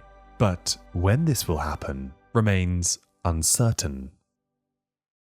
Days pass, and Jesus and his disciples prepare for Passover, celebrating the time when Moses led the Israelites out of Egypt. But while others are making preparations, one of the 12, Judas Iscariot, sneaks off to the chief priests and agrees to hand Jesus over for 30 pieces of silver. Later, during the Passover supper, Jesus shares bread and wine with the disciples and predicts that one of them will betray him. That night, Jesus and his disciples travel to the Garden of Gethsemane, but they are soon ambushed by a group of guards who arrest Jesus. He is taken away to be tried before the religious council, where they accuse him of blasphemy. Meanwhile, the disciple Peter denies knowing Jesus 3 times, an act that is signaled by the crowing of a rooster. Although Jesus has been condemned under Jewish law, the authority to carry out the death penalty lies with the Roman state, and so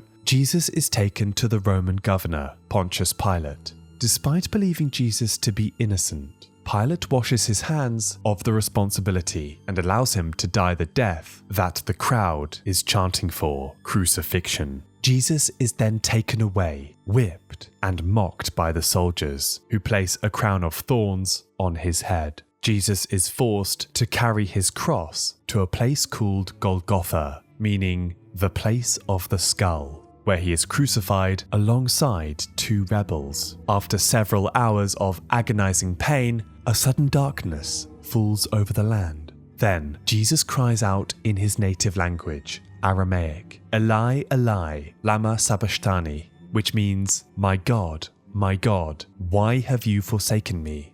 Shortly after, Jesus cries out again and gives up his spirit. The moment this happens, a powerful earthquake shakes the land, and the sacred curtain of the temple is ripped in 2.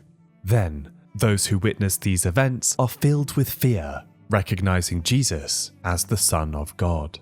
Afterwards, Jesus' lifeless body is taken down from the cross, wrapped in clean linen, and placed in a tomb to be buried. 3 days later, a follower of Jesus Christ, Mary Magdalene, decides to visit the tomb, but is shocked when an angel suddenly descends from heaven and rolls away the stone. Mary hurries to tell the disciples, and, on the way, encounters a man she recognizes. It is Jesus. and he is alive. After reuniting with the disciples, Jesus leads them to a mountain and commissions them to make disciples of every nation, promising his followers, quote, "I'm with you to the very end of the age." The Gospel of Matthew is often considered to be one of the most comprehensive retellings of the life of Jesus, especially as it includes some of the most comprehensive accounts of his teachings. What makes Matthew so distinctive is its frequent use of quotations from the Jewish scriptures. Throughout the Gospel,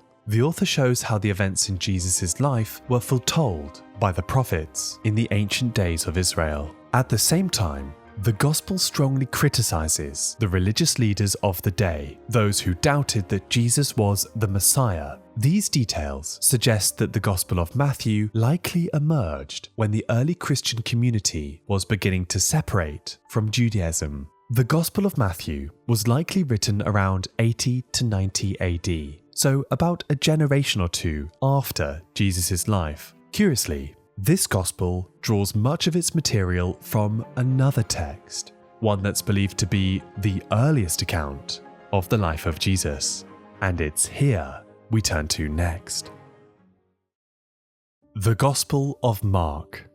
The Gospel of Mark is the shortest of the four Gospels, and as a result has often been a little overlooked. But not in recent years. You see, most biblical scholars believe that Mark might be the oldest and may reflect the earlier stories told about Jesus. If you were to open a copy of Mark's Gospel, you may notice something different from the others. You see, it's very short and compact, and it seems that the writer's favourite word is immediately, which is repeated throughout the book. Jesus immediately did this and immediately did that. It's as if the author was in a hurry to write everything down. What's more, the language of this gospel is also a little less refined than the others, and often leaves in Aramaic words untranslated. If you recall, Aramaic would have been the language that Jesus originally spoke. While some say that Mark's Gospel is a little unpolished, this actually might point to its authenticity and was possibly written around 65 to 70 AD. But leaving questions of who wrote what and when to one side, Mark's Gospel is unique for a whole host of other reasons too. Many of these stories depict Jesus as a miracle worker, someone who had the power to heal the sick and drive out demons. Perhaps the most famous story is when Jesus approaches an afflicted man and asks the demon inside him to identify himself. Speaking through the man,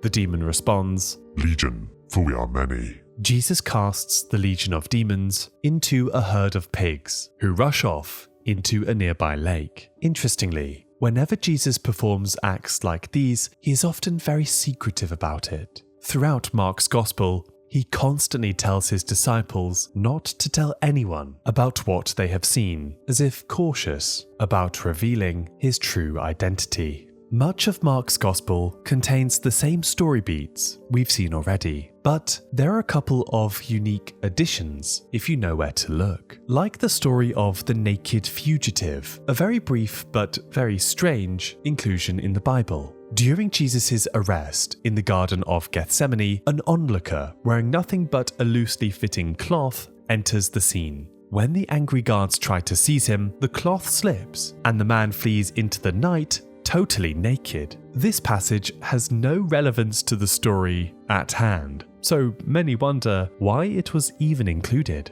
Mark's Gospel ends like the others, with the crucifixion and resurrection of Jesus. That said though, it does end rather abruptly, with the scene of the empty tomb and the women running away in fear. Later manuscripts of Mark seem to have added an additional conclusion, featuring Jesus reunited with the disciples. As I mentioned before, the Gospel of Mark is widely assumed to be the earliest of the four Gospels, largely due to the style of its writing. Its collection of parables, teachings, and miracles were likely gathered from early oral accounts and written down into one book around 65 to 70 AD. In fact, much of its material reappears in Matthew's Gospel, but the same is true for this next Gospel. The Gospel of Luke. This gospel is often seen to be the most compassionate of the four, as it's filled with stories highlighting the importance of generosity and caring for those in need. The Gospel of Luke includes a note from its author and begins with a short preface addressed to a man called Theophilus. The author, presumably Luke himself, explains that he has investigated the early sources and has put together this orderly account to help clear things up.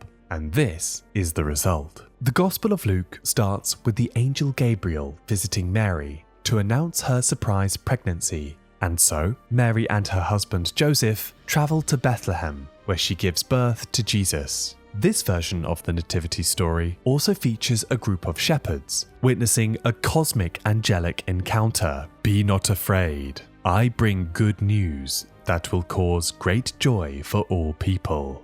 After the Christmas story, the Gospel includes a short passage about Jesus' childhood, where the boy Jesus visits the temple and outsmarts the teachers. This story is the only account we have of the childhood of Jesus. Well, the only canonical account, at least. According to the Apocryphal Infancy Gospel of Thomas, the child Jesus goes on a mild killing spree, but that's a story for another video. When he grows up, Jesus travels across the land, calling his first disciples and performing his first miracles. But what the Gospel of Luke is most known for are its many parables, stories with hidden meanings. While parables appear in the other books, Luke is often seen to have the most, several of which are unique to this Gospel. Like the parable of the Good Samaritan, which tells the story of a man who was attacked by thieves and left for dead at the side of the road. Hours later, a priest finds him but decides to walk on by. So too does a Levite. But then, hours later, a Samaritan stops by and takes pity on the man. Despite being an outsider, the Samaritan cares for him and brings the man to a local inn, where he pays the innkeeper to look after him. The story ends with a question. Which of these three passers-by do you think acted as a neighbor? With parables like these, Luke presents Jesus as a man who advocated compassion and preached for others to do the same. Many of his stories show a keen interest in the dignity of all people, but especially those who are poor and marginalized. The author of Luke was also interested in salvation, but not just for the Jewish people, instead for everyone. Because of this, many scholars believe that this gospel was written to non-Jews, those who had converted to Christianity. So that's Luke, the Gospel of Compassion. Now, before we move on to this author's second volume, The Acts of the Apostles, there is still one gospel to go, one that is believed to be the most mystical of them all. The Gospel of John. This gospel begins with one of the most famous lines in the entire Bible. In the beginning was the Word, and the Word was with God, and the Word was God. What follows is a short prologue that retells the creation story, but this time reveals that Jesus was present from the very beginning. It describes Jesus as the Logos, or Word of God, and then explains how the Word became flesh and dwelt among humanity. In other words, the Gospel presents Jesus as not just a preacher or prophet, but actually as God incarnate. The Gospel of John is often seen to be the most theological of the four Gospels and explores the various signs that seem to prove Jesus' divine status. Often, these take the form of miracles, from turning water into wine to raising Lazarus back from the dead. This text is also a bit of an odd one out among the four Gospels, where the other Gospels seem to share similar material. The Gospel of John appears to have developed from a distinctive theological tradition. As a result, much of the material here is totally unique. Unlike the other Gospels, John contains almost no parables. Instead, it features several extended discourses, where Jesus uses highly metaphorical language to explain his true identity. One of the most distinctive features are the many I am sayings, where Jesus describes himself as the bread of life, the light of the world, the true vine, and the good shepherd. These statements are meant to show readers that Jesus is the path to salvation. The Gospel of John also has plenty of story too, especially when it comes to Jesus' betrayal and crucifixion. Curiously, however, the Gospel gives an impression that Jesus already knows the fate that awaits him, and that his betrayal by Judas Iscariot is all part of a wider cosmic plan. This seems to come to fruition during the final moments of the crucifixion, where Jesus simply declares, "It is finished."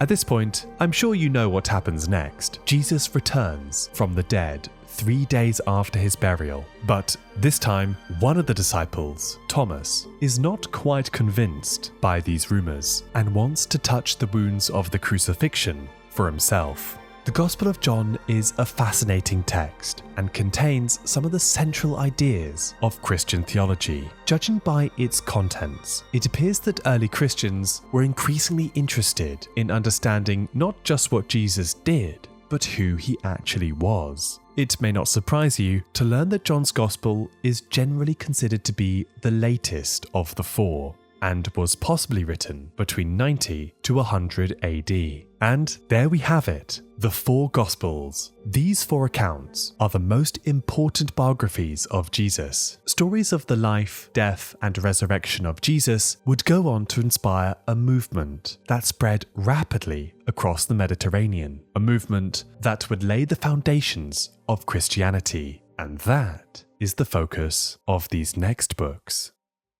The Acts of the Apostles. The remaining books in the New Testament explored the events after the life of Jesus. The Acts of the Apostles is a book in its own category. Written by the same author as the Gospel of Luke, the story focuses on how the apostles spread the teachings of Jesus and established the very first Christian communities around the Mediterranean.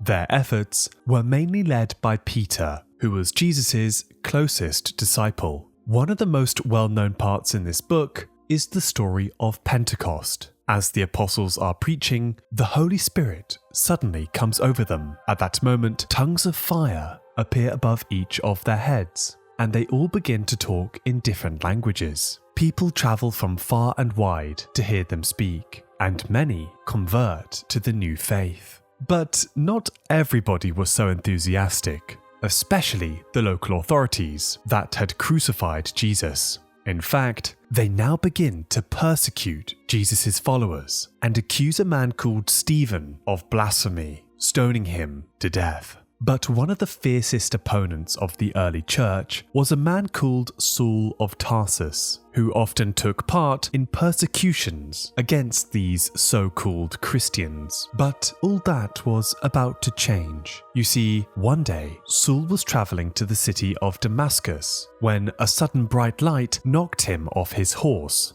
Then came the voice of Jesus and called on Saul to change his ways. Soon, Saul converts and pledges his life to following Jesus. From this point on, he is often referred to by his Roman name, Paul, and, as we shall see, he is to become one of early Christianity's most important leaders. The rest of Acts follows the early missions of the key figures in early Christianity, particularly Peter, but later Paul as well. Both travel across the eastern Mediterranean and set up early Christian communities wherever they went. Of course, the persecutions still continued, and the apostles once again faced trouble with the authorities. Peter is imprisoned, but later freed by an angel, and Paul is taken to Rome to be tried as a Roman citizen. While in the city, he is placed under house arrest for 2 years, and it is there, rather abruptly, that the story of this book comes to an end. The Acts of the Apostles shows how this early movement developed and organized, and how they were guided by influential figures in the early church. Few, of course, were more influential than the Apostle Paul, whose letters to the early Christian churches make up the next section of the New Testament. The Epistle to the Romans. In the years following the life of Jesus, Christianity spread beyond the borders of its ancestral homeland and into the towns and cities across the Mediterranean. To stay connected over vast distances, letter writing became the key means of communication. Many of them survive today, preserved in the Bible's New Testament. In total, there are 21 of these letters, or epistles, 13 of which are traditionally attributed to the Apostle Paul. Together, they help explain what Christianity is and how followers of Jesus are supposed to live. So let's start with what is considered to be the most important letter of them all. Written between 55 to 57 AD, Paul's letter to the church in Rome is often seen as the clearest expression of early Christian belief. Paul gets straight into business. What does it mean to follow Jesus? In the years gone by, God's people observed the Jewish law and tried to live faithfully according to its rituals and rules. But Paul suggests that that alone does not make a person righteous. After all, even Israel's religious leaders were not exempt from human weakness and failure. Instead, Paul argues that God's righteousness has now been revealed through Jesus, and that people are now declared righteous by God through their faith in Him, an idea which is known as justification. Paul goes on to explain how Jesus addresses a particular problem that has plagued humanity, and that's sin. Ever since Adam first disobeyed God in Eden, human sin has created a gulf between human beings and their Creator. And while the Jewish law of the Old Testament may have seemed like the way to restore the relationship with God, it ultimately revealed humanity's shortcomings more than anything else. Paul proclaims that faith in Jesus represents the true path to salvation and is the culmination of God's plan for humanity. What's more, this salvation is open to everyone and no longer just the people of Israel. The first epistle to the Corinthians. Paul's first letter to the church in Corinth seems to have been written under rather awkward circumstances. You see, this church was troubled by reports of immorality and internal division, and so Paul wrote this letter to address these issues. From the dangers of sexual immorality to whether or not to eat food sacrificed to idols. A famous part of this letter is a discourse on the nature of love and how it is the supreme Christian virtue. Today, this passage in particular is one of the most quoted sections of the New Testament. Toward the end of the letter, Paul reminds the Corinthians of the importance of the resurrection and how it is an essential part of Christian belief, just in case anyone was doubting that. Finally, he concludes the letter with practical matters and expresses his hope that these words will finally bring an end to the troubling reports coming from the church in Corinth. The second epistle to the Corinthians. By the time of this letter, it appears that the church in Corinth had once again fallen into trouble. This time, however, Paul was at the center of it. Judging by the contents of this letter, we can piece together a few details. It appears that a group of rival teachers had arrived in the city and had begun to challenge Paul's authority, sowing seeds of doubt and division from within the community. This tension was likely made worse by a previous visit in which Paul had left on rather difficult terms with the Corinthians, leaving their relationship rather strained. In his second letter, Paul attempts to reconcile with them as a way to restore the damaged relationship between himself and the church. Paul explores the importance of forgiveness as a way to restore the damaged relationship between himself and the church. At the same time, however, Paul defends his own leadership and warns the church not to be misled by these rival teachers, no matter how confident they might appear. Instead, he argues that true Christian leadership is marked by humility and faithfulness. The Epistle to the Galatians. This letter focuses on resolving a dispute that had arisen within the churches of Galatia, a region in modern-day Turkey. Although the congregation had accepted the teachings of Jesus, they were less clear on whether to follow the Jewish law as well. Paul argues that following the law implies that faith in Christ is not enough. Instead, he insists that people are justified by faith not by works of the law. The letter shows Christianity at a time when it was still defining itself in relation to Judaism. Was this a Jewish movement or something else entirely? Paul seems to present the faith as something rather new that requires a very new way of thinking. A faith that is open to everyone and not just those who follow the Jewish law. The Epistle to the Ephesians. Ephesus was one of the most important centres of the Roman Empire, as well as early Christianity, and Paul's letter to the people in this city is often seen as one of his most important writings, although there is some debate over how much of this letter Paul actually wrote. Regardless, a key theme of this letter is that all humanity is united under Jesus, and that the distinction between Jews and non-Jews no longer matters. Finally, the letter ends with an instruction to, quote, put on the full armour of God and for followers to protect themselves against the many schemes of the devil. The Epistle to the Philippians. The letter to the church at Philippi was written during a difficult time in Paul's life. From the very opening of the letter, it appears that Paul is writing from prison and may have even been facing execution. Despite this, he remains hopeful and unafraid of death, expressing his confidence in Jesus. In these circumstances, Paul discusses the importance of being joyful in the face of suffering. He encourages the church in Philippi to remain united, whatever the future may bring. The Epistle to the Colossians.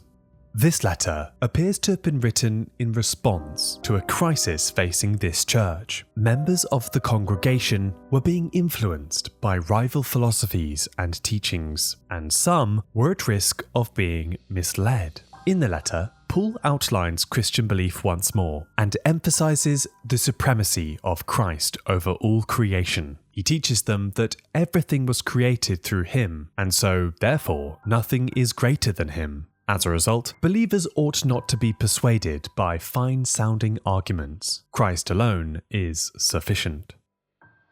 The First Epistle to the Thessalonians. Paul's first letter to the church in Thessalonica begins with praise. He is pleased to hear encouraging reports that the community he founded is flourishing. After this brief introduction, he addresses several issues the believers are facing, one of which is how Christians should respond when a member of the community dies. Paul reassures them that while they should grieve, they should also remain hopeful, because when Jesus returns at the second coming, all those who believe in him shall be raised from the dead. Until that day, Paul encourages them to take comfort and expresses his excitement to visit them once again. Incidentally, this letter is believed to be the oldest surviving text written by Paul. Dated to around 49 to 51 AD, it likely predates the Gospels. It is widely considered to be one of the earliest surviving Christian texts. The Second Epistle to the Thessalonians. This letter explores what will happen during the day of the Lord, as well as the second coming of Christ. According to this letter, Jesus will return in blazing fire, surrounded by his most powerful angels, and with him bringing harsh judgment on those who do not obey God. The letter also warns about a strange figure known as the man of lawlessness, someone who works on behalf of Satan and will attempt to persuade people to rebel against God through false teachings. But before these events can take place, Christians are urged to remain watchful, avoid being misled, and hold firmly to the teachings. The First Epistle to Timothy. The following letters focus on the organization and behavior of the Christian community. These include instructions about the roles of men and women, how to care for the elderly, and the qualifications required for church leaders. The letter also warns about false teachers, as well as those who corrupt others for financial gain. He expresses this through a famous line, quote, "For the love of money is a root of all kinds of evil." The Second Epistle to Timothy.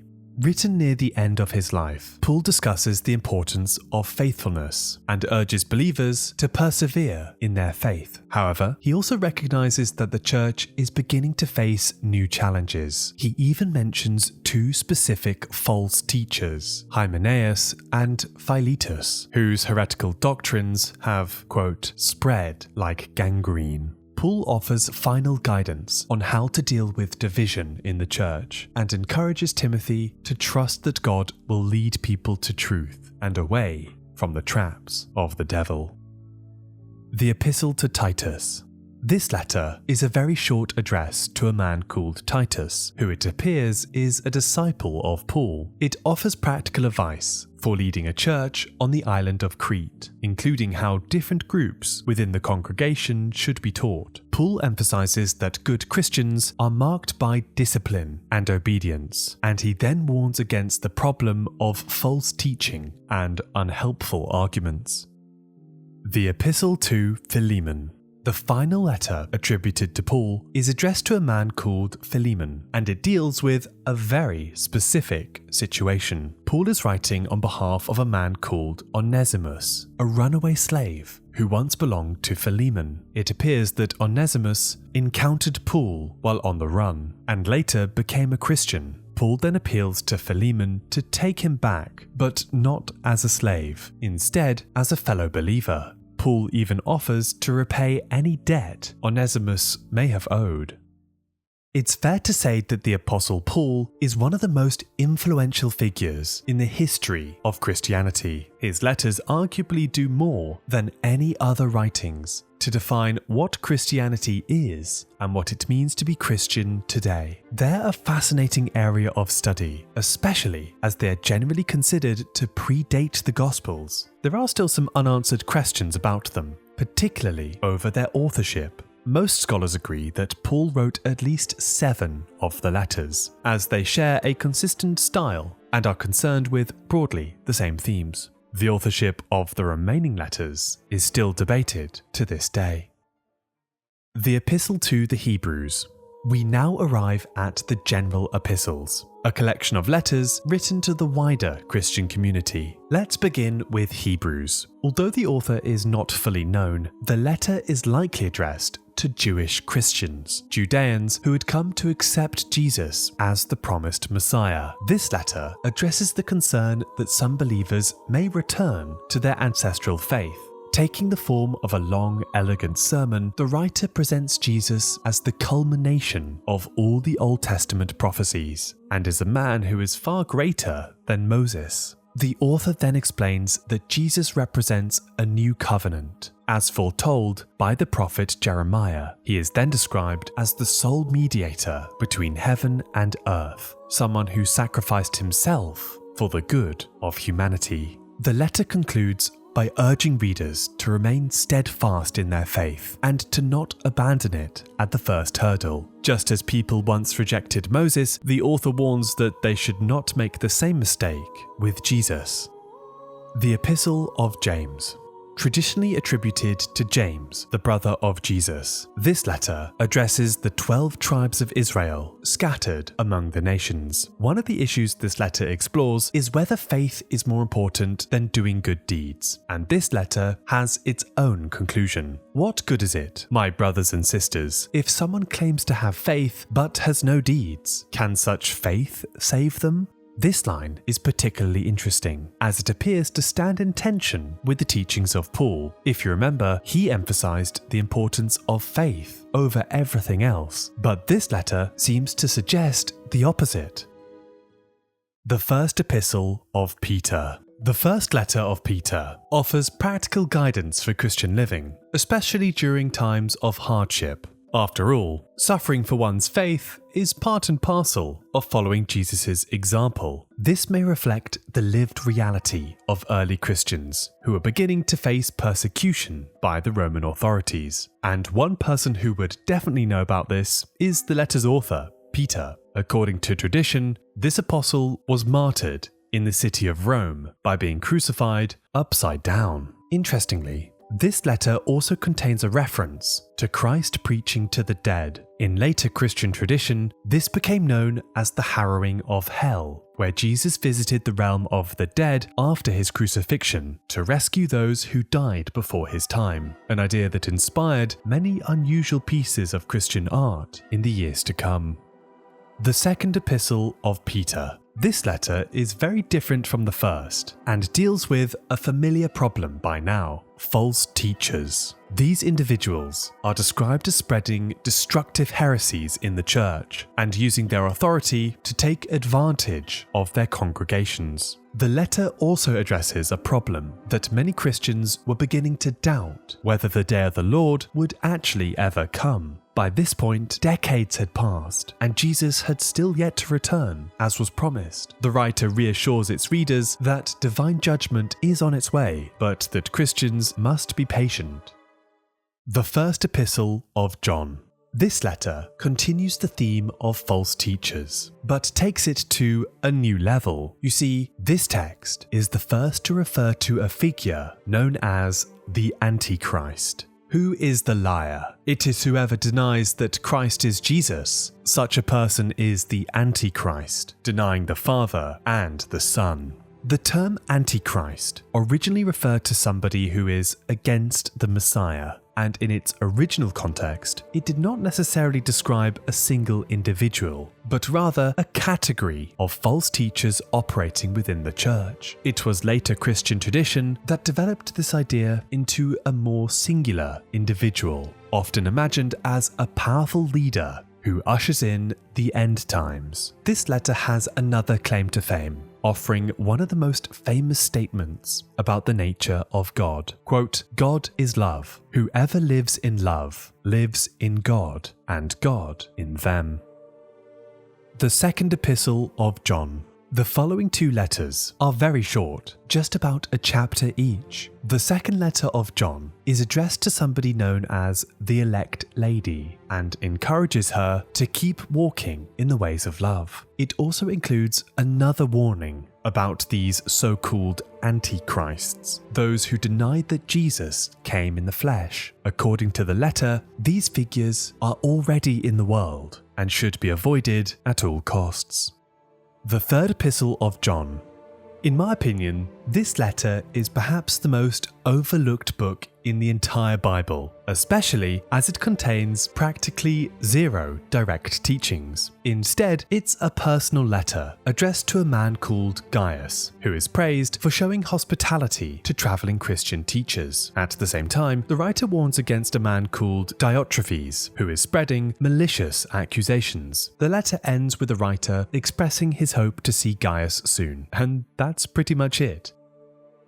The Epistle of Jude.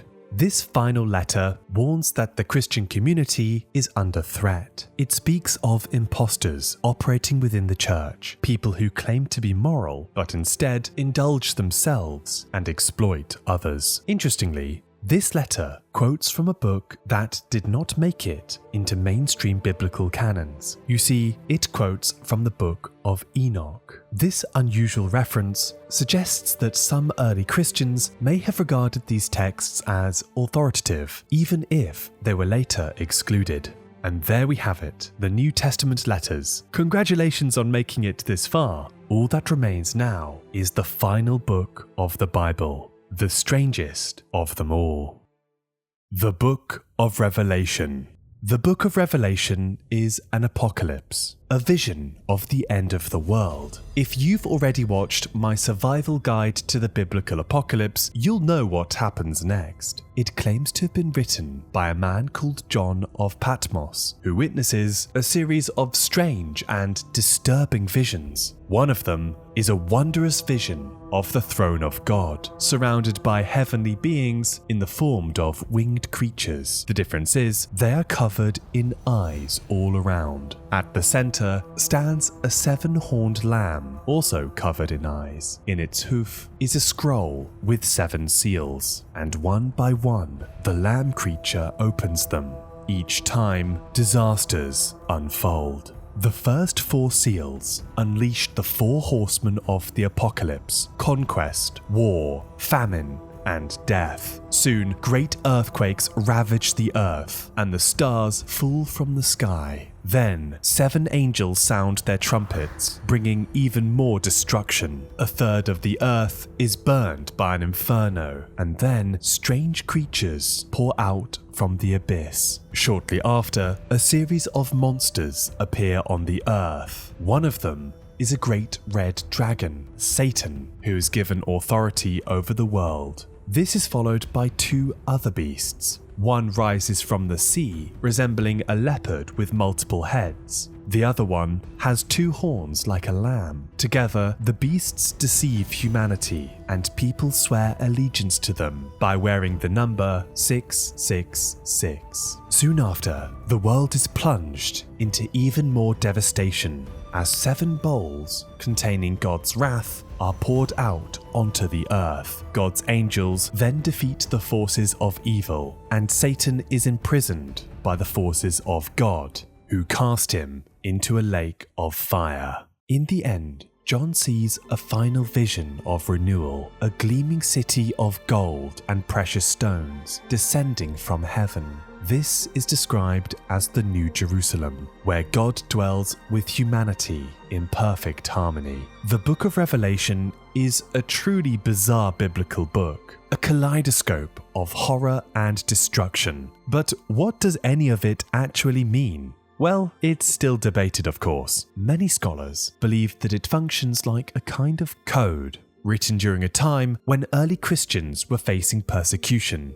Its imagery can be understood as a metaphor for the Roman Empire. For example, the number 666 is commonly interpreted as a reference to the Emperor Nero, who famously blamed Christians for the fire of Rome. Much of this book echoes the apocalyptic literature of the Old Testament, which includes cryptic yet profound visions that must be meditated on to find their true meaning. Despite the horrors of what's to come, the book of Revelation appears to have been written to inspire hope that despite their present suffering, God will ultimately defeat evil and finally restore humanity to a state of harmony. And with that, the Bible story comes to a close.